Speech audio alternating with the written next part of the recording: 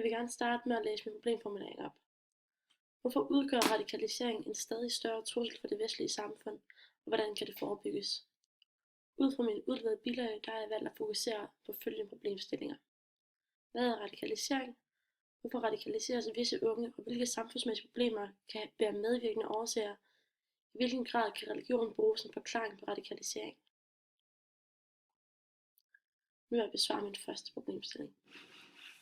Altså radikalisering, det er først og fremmest et politisk begreb, og det er blevet skabt til ligesom at forstå og forklare, og selvfølgelig forebygge, hvorfor den her såkaldte hjemmegroede terrorisme finder sted. Det er altså, hvordan visse unge, der vokser op i fredelige og vestlige verden i velfærdssamfund, som så ender med at udføre politisk eller religiøst motiveret vold. Der er den her ikke-voldelige og voldelige radikaliseringsproces. Selvom de ikke voldelige radikale holdninger og handlinger, som for eksempel udbredelse af radikal propaganda, ikke sådan umiddelbart fører til terrorisme, så kan det stadigvæk være en samfundstrussel, hvis de sådan spredes til majoriteten. Så det her bliver det ligesom dominerende synspunkt. Yes. Altså radikalisering som begreb, det er meget omfattende, og det er ligesom med tiden blevet udvidet til at indeholde alt fra fremmedkrigere til utilpassede unge til radikalt tænkende ideologier. Men de danske myndigheder, de definerer det sådan her.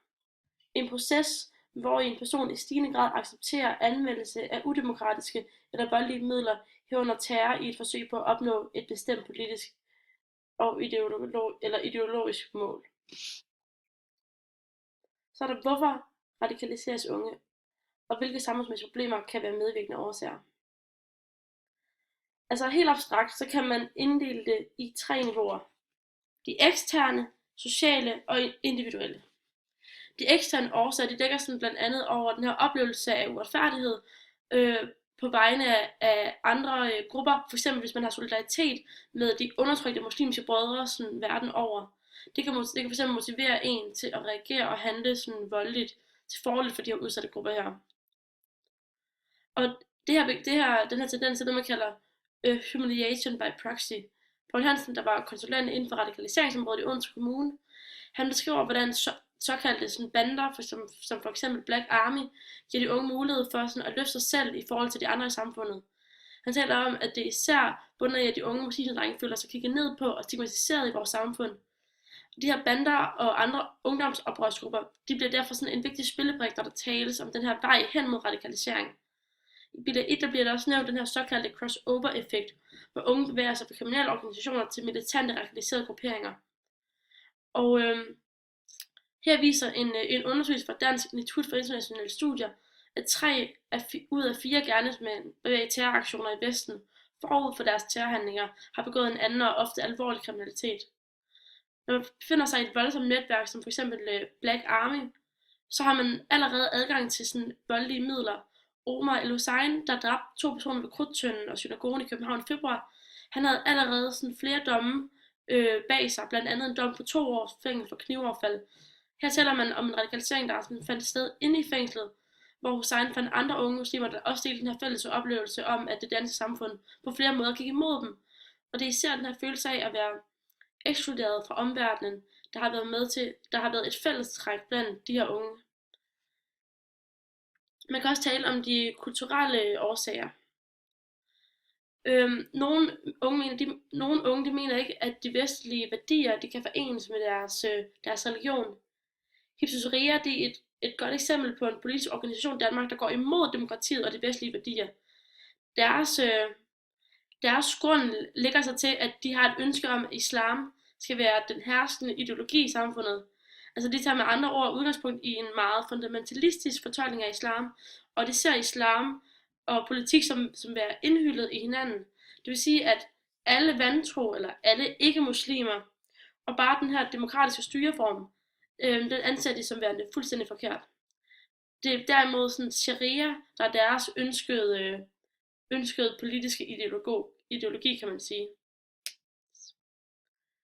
I bilag 3, sådan var min vej ind og ud af radikalisering, så fortæller Kasaran Pawani, hvordan Hizb ut-Tahrir delte flyers og hæfter ud på hendes skole og prædikede om, at landet mente at Danmark mente, at muslimerne det var alles fjende. Hun blev senere hen radikaliseret, fordi at de fandt, hun mente, at de kunne ligesom følge et tomrum inde i hende, eller forstå hende på en helt anden måde. Og hun kom faktisk først ud af den her radikalisering igen, da hendes mor tog hende med til Afghanistan, hvor hun så fandt ud af, at de her muslimske radikale grupperinger, de ødelagde landet, og man kan sige, de nulstillede deres historie. Man kan sige, at det her det ligesom er Powerens indre synsvinkel om, hvordan hendes radikaliseringsproces starter, og det ses i det her citat her. Radikaliseringsprocessen starter jo ikke det øjeblik, de bliver rekrutteret af de radikale miljøer. Den proces starter det øjeblik, de unge føler sig identitetsløse og opsøger steder, hvor de bliver godkendt.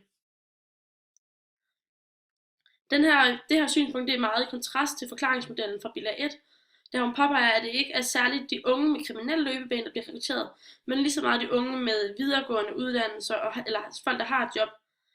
Forskningen peger på, at nogle unge muslimer i Europa de føler sig meget fremmedgjort i forhold til både det vestlige samfund og til forældregenerationens kulturelle baggrund. Nogle oplever, at de har en hybrid identitet, en hybrid identitet, som ikke anerkendes. For eksempel, man er ikke tyrkisk nok for forældrene, og man er ikke dansk nok i forhold til det øvrige samfund. Så man er på det her ubehagelige mellemstadie. Kigger man på det sociale niveau, så bliver grunden til den her radikalisering, at man som person eller som muslim mangler en grundlæggende anerkendelse, som sker for enten samfundet, ens netværk eller familie. Her snakker sociologen Alex lidt om, at det enkelte individ ikke kan udvikle en personlig identitet uden anerkendelse, hvilket også hænger godt sammen med Powanis forklaringsmodeller peger på, at det især handler om unges identitetskrise. Han opererer med 3 forskellige anerkendelsesfaser. Privatsfæren, den retslige sfære og til sidst den solidariske sfære. I det nuværende samfund er der altså alt for stor fokus på den her selvrealisering og hvordan det enkelte individ må klare sig. Hun kritiserer den her herskende kultur, der antager, at individet alene er ansvarlig for det gode liv, hvor succes så uden det bliver et sådan individuelt projekt. Det vil sige, en ulige fordeling af den her sociale værdighed, den indskrænker ligesom chancerne for individuel selvagtelse. I bilag 3 der snakker Thomas H. Eriksen og Arne J. Hvelsen om, at man slipper for at være andenrangsborger som islamist. Tag til Syrien, læs Islam for Dummies på vejen og opleve om sider en svaghed kan blive erstattet med styrke, afmagt med almagt, usynlighed med synlighed, udelukkelse med indlemmelse. Altså det her citat, det beskriver, altså det handler ikke om, altså det handler nemlig om at gøre noget drastisk for at tilfredsstille ens elementære behov, som at blive set og blive mødt og blive værdsat. Noget som alle unge mennesker har behov for. Altså der er altså ikke tale om et relativt afsavn, hvor unge har den opfattelse af, at du ved have en ugunstig position i forhold til andre grupper i samfundet. Den sidste årsag til radikalisering lægger sig op til det individorienterede aspekt. Altså her kan årsager til, hvorfor sådan etniske danskere, der konverterer til islam, og herefter foretager sig en endnu mere ekstrem udvikling end egentlige muslimer. Og det kan forklares i psykologisk omfang. Altså det handler ikke om en følelse af, at man ikke føler, at man føler, at Vesten angriber ens religion eller den muslimske verden. I bilag 4 fokuserer Oliver Roy derimod på, at for konvertitter, der handler det om den her rekonstruktion af det nye jeg, eller det nye ens selv, som står i modsætning til ens forældres kultur. Religionen det bliver altså et opgør mod de der herskende normer og værdier, som fylder majoriteten i samfundet. Fra en socialpsykologisk vinkel handler den her ekstreme konversion især om, at der er nogle mennesker, der er mere modtagelige over for radikale ideologier. På nogle tidspunkter kan mennesker altså være mere sårbare og påvirkelige end andre tidspunkter. Altså her har det altså ikke noget med, altså er det ikke kun samfundet, der bidrager til årsagerne. Det er ligesom den psykologiske profil, der afgør, om man er mere resiliens over for radikale profiler, som for eksempel Hizb ut-Tahrir, der især prøver at tiltrække unge mennesker. Så er der min tredje og sidste problemstilling. Thomas Eriksen og Arne Hvelsen skriver i bilag 3, at det ikke er religion, men ydmygelse og udenforskab, der skaber grobund for jihadisme og ekstrem salafisme. De siger, at den her nyliberalisme er terroristernes roteringsagent. Altså den her nyliberalistiske tankegang, der er kendetegnet ved at være imod enhver form for statslig indgreb i samfundslivet og markedet, den har ligesom slået rod i konkurrencestaten og det her senmoderne samfunds opfattelse af individet. Altså nyliberalismen, de kræver nemlig rigtig meget af borgerne. De kræver, at der skal ske en individualisering af samfundsborgerne, og de forventer, at individet selv besidder de her evner til at reflektere og forholde sig kritisk over for de påvirkelser og alle de informationer, man i dag møder i samfundet. Altså man skal selv stå til ansvar for sin egen lykke og sin egen position i samfundet. Det vil sige, at der er altså ikke plads til de her svage individer, der falder igennem samfundet. De her individer, de blot sådan skader konkurrencestaten økonomisk. Det bliver altså bare en byrde. De peger altså i bilag 3 på, at radikalisering det er et økonomisk socialt problem, og den her individualiserede udvikling skyldes, at den her radikalisering skyldes, at der står en gruppe uden for samfundet, der kan følge med i den her individualiserede udvikling, men i stedet søger de her faste rammer og fællesskabet. De peger på, at den her samfundets ideelle borgere, og at der er for stor kontrast imellem samfundets ideelle borgere og de individer, der ikke tilpasser sig den her udvikling her. Altså deres hovedpåstand det er reaktioner på et samfund, der ikke vil dem. De har ikke noget med religion at gøre. De forklarer også, at grunden til, at de føler sig nødsaget til at gribe til vold, det er, at det tvinger det samfund, der ikke har set dem, til at se dem. Ved at ty til vold gør de samtidig den ting, der er mindst socialt accepteret i det vestlige samfund, for på den måde at skabe den største kontrast til det samfund, der ikke vil acceptere dem. Så på den måde føler de sig ikke sådan længere som det her overflødige og mindreværdige bindeled, som aldrig vil opnå accept af det samfund, de lever i. I bilag 4 fortæller den franske forfatter Oliver Roy, at de unge, der tager ned til Daesh, de gør det som et opgør mod samfundet og forældrene. Radikalisering opstår også igennem fantasi om vold, heroisme og død. Her handler det egentlig ikke om islams generelle dogmer, men selve den anerkendelse, der finder sted, når man bliver helliggjort og bliver sat på sådan en pedestal som en martyr eller helt. Altså det handler altså om et fænomen med nihilistiske voldshandlinger, og det giver de unge en PR-værdi. Altså det vil sige, at troen på Allah og islam som religion er ikke årsagen til radikalisering, men det er derimod den her fundamentalistiske tolkning af den her, der er islam i modsætning til andre religioner, er plads til politisk tolkning, der ved deres sådan bogstavtro indeholder de her sharia-lov, der kan forstås sort på hvidt, og det skaber derfor en meget forenkling af tilværelsen. Den tyske forsker Thomas Schiele kalder den her tendens for ontolisering, det vil sige, at man er med til at blive en del af et fællesskab, der giver nogle meget strikse regler og normer, man som individ kan følge, og han kalder det ligeledes som subjektivisering, når individet får bekræftelse og opmærksomhed af gruppen, og når det i det her tilfælde griber til vold. Det burde altså ikke være muligt at være radikaliserede individer, det burde ikke være muligt at blive radikaliseret, når man som individ lever i det senmoderne samfund, da vi som verdensborgere har gennemgået en individualisering og er i stand til at holde os meget reflekterende over for samfundsproblemstillinger.